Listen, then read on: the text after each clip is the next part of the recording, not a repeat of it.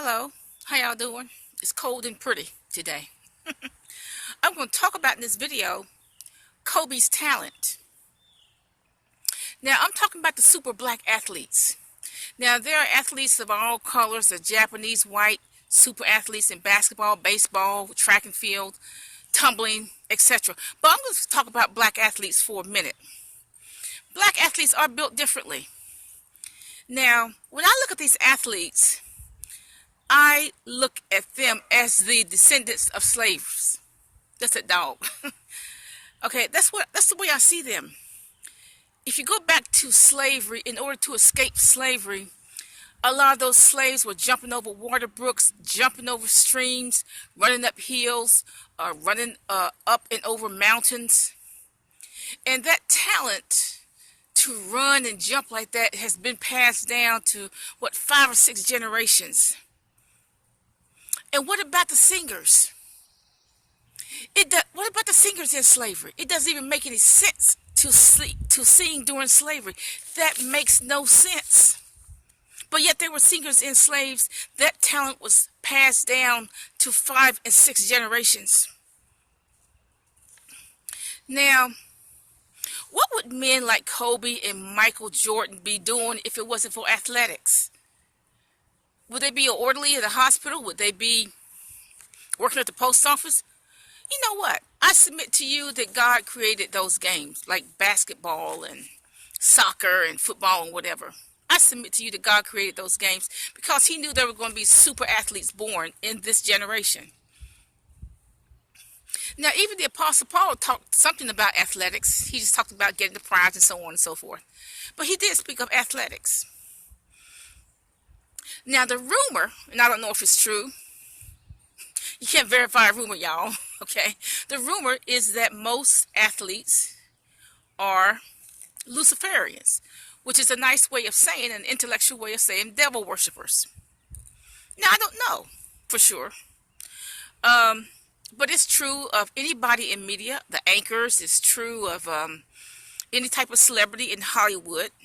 But what I don't understand is that, first of all, God gave them all that athletic talent. He made sure those genes were passed down to 5 generations.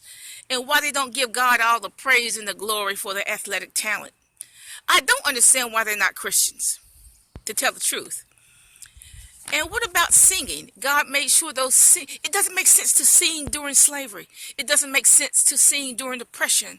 But God made sure all that singing talent was passed down to 5 and 6 generations. And that's why we get the Whitney Houstons, Aretha Franklin, Marvin Gaye, Sam Cooke, all of them. Now, I don't understand why the athletes, I'm talking about the athletes, why they don't give God all the praise and the glory. I don't understand why they're not Christians.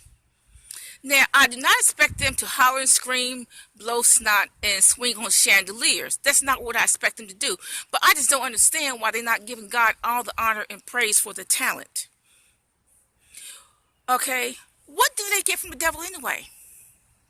They say, well, the devil's giving me money and houses. Well, look, they were going to get that anyway. They were going to get that money anyway. Because athletics was always going to be a multi-billion-dollar industry. Sports. It always was going to be. The devil is, they're saying, well, the devil gave me houses and good salary. And look, when they're old, they don't have nothing to show for it. They ain't got no money, they ain't got nothing.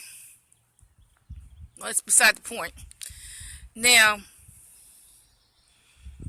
if they make a covenant with the devil, if they end any secret organization, if they make a covenant with the devil, they will go to hell when they die. Okay? Now, like I said, everybody, just about everybody in media in Hollywood has made these contracts. They can't do anything for the blacks in America and so on. But see, the irony of them not doing anything for the blacks in America is that it's the blacks in America that has made them superheroes. It's the blacks in America that has imitated their moves. The blacks in America that have bought all that paraphernalia. All those jerseys and tennis shoes and coats and all that stuff with their emblems on it. Now, as far as the controversy with Gayle King, Look, Gayle King is a broadcast journalist, so you should expect her to ask the tough questions. She's going to ask those uncomfortable questions. And just be honest. You cannot separate Kobe from what happened in Colorado. You cannot. They're not two different people. They're the same person. Of course, as a journalist, she's going to ask the tough questions. I don't know why everybody's giving her all this backlash. Duh. Okay? Now, they have been talking about Kobe for weeks, and rightly so. But I'm waiting to hear what he's done for what the Bible calls the least of these. I'm waiting to hear any charitable works. I'm waiting to hear that. I don't hear it. I don't hear any group homes for the mentally ill.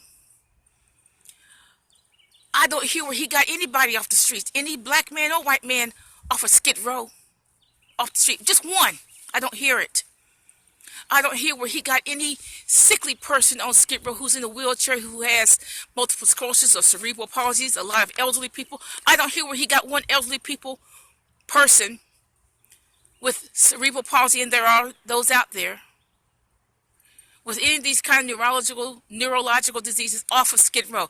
I don't hear where he got one person, I don't care whether they're black, white, or Indian, off of Skid Row. I don't hear it. I don't hear where he got one young person off the street.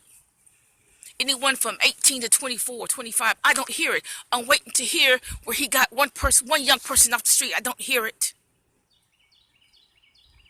Of course, he has not had any laundromats in the black community, no cab businesses, no restaurant, clothing stores, etc. Because, of course, that would violate his contract. You can't do anything for the blacks in America, even though it's the blacks that made him a superhero. Why don't they you talking about respect, Kobe? Yeah, we respect his talent, but why don't he respect us? There's no respect for the black young people who made him a superhero, who are down and out and don't get any help from these superheroes. There's no respect. We got to give them respect, but they don't give us respect. They don't give the people of Skid Row respect. And we have to account for that. We have to account for our indifference to the poor. We may get away with it on the earth, but you know what? In eternity, we're going to have to account for our indifference to the poor. Now, like I said, one thing, when you get money from the devil, it blinds you. You're blinded. You know what? You become stupider every day. All these preachers who are in these secret organizations who have become devil worshippers, they're stupid. They get stupider every day because the devil blinds people to what really true riches are. And my interpretation from the Bible is riches are to help the least of these. Sure, you can buy your house, but it's also to help the least of these.